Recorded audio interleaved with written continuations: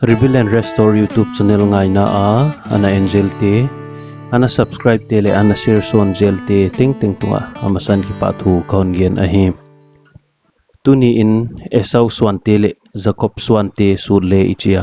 Bible khang thu isut changin Jakob Suante khang thu ki sut tang pia Esau Suante ki sut khangi khollo hi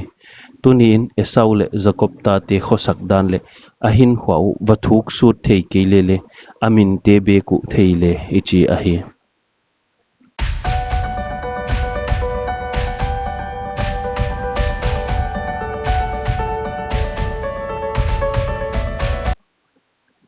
atate igen ma in aji te bangza pha amin te u bang hi hiam chi en masani Jakob ji nei zabel thei bai lamma ma himale Esau ji te isut som changin lunga phwai ma mai hi ji bangza ne ya chi thei hiak hak sapet ma Bible akigel danin Esau ji te min te iban et sukhim himdi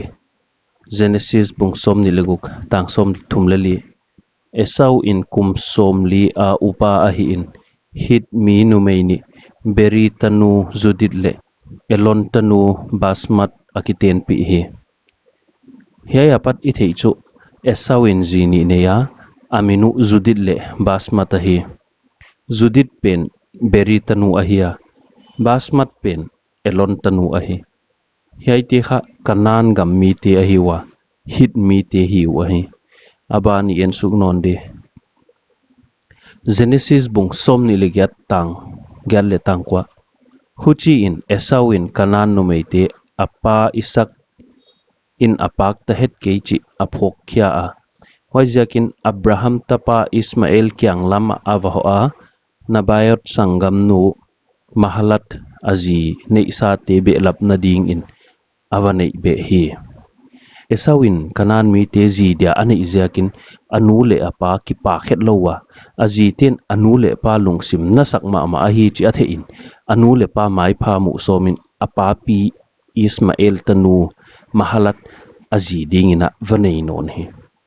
hei atunga te bana Esau ji te alom pia hongki gel na omnona Genesis bung som thum laguk tang ni le tang thum Esawin kanan numei hit mi elon tanu ada hit mi zibion tapa ana tanu oholibama le basmat Ismael tanu nabayot sangam nu khong ji in anehi hiai Bible tanga numei thum min hong kigel nona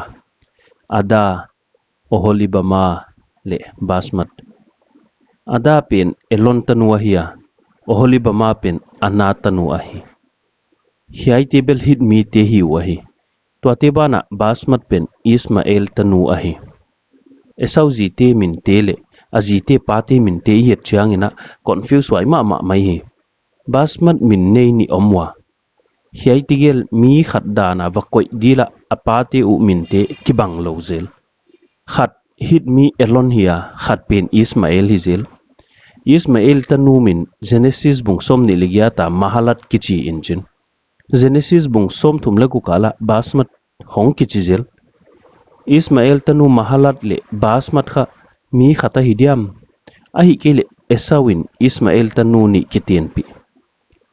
hit mi elon tanu min Genesis bung som ni lagu ka basmat kichia Genesis bung som thum lagu ka ada kichizel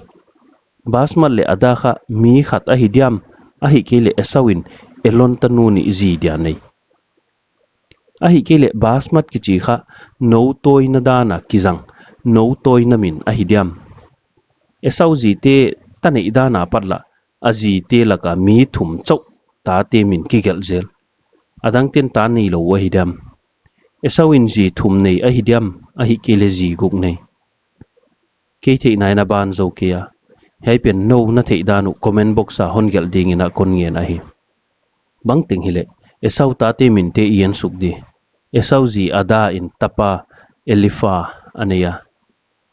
oholibama in ahile tapa thum tak neya amin te wahile Zeus Jalam le Kora ahi basmatin tapa Reuel anehi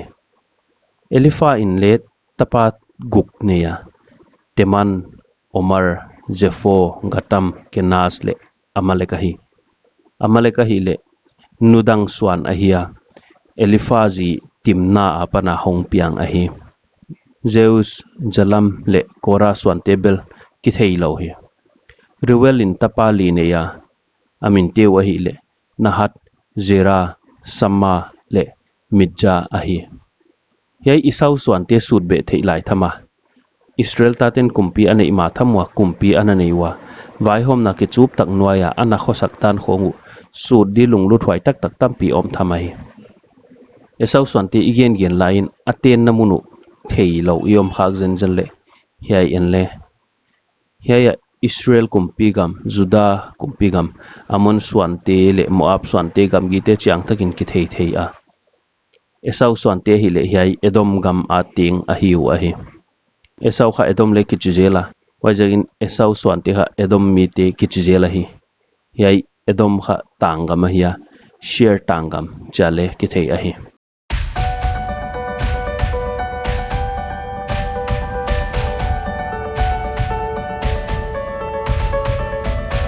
tuin Jakob ji le tate yen suk dinga Jakob to kisaibel ithei hoi ma diun kaging ta a himale en suk him ni Jakobin hi le ji ni le mei ni nei chi di da na hi Leia hi le Jakobin de ilo pipia akiten pia hiya Zilpa pen Lia silanu ahi Rakil pen Jakobin ade ile ain ma ahia Bilha ahi le Rakil silanu ahi Hiai Lia le Rakil te unawin tani competition ane nalamwa asilate u le apasalu Jakob zidia present hialu hidana hi Lia in na hon nei masapena tapali hon nei hi Reuben Simeon Levi le Juda Rakilin ta ane theilo takin asilanu Bilha tungtona ta ne hon soma huchiin dan le Naptali hon nei hi Lia in hun bang tan hiam naw nei non lowa hongom takin aman le asilanu Zilpa pen Jakob kyanga pia a huchiin Gad le asar hong piang hi Wainungin Lia in naw hon nei nona Isakar Zebulun le Dina hong piang hi Dina pen khanumei ahi mitam takten Jakob ta pasal som le ni temin kithei ma le atanu Dina kha kithei hollo tampi ahi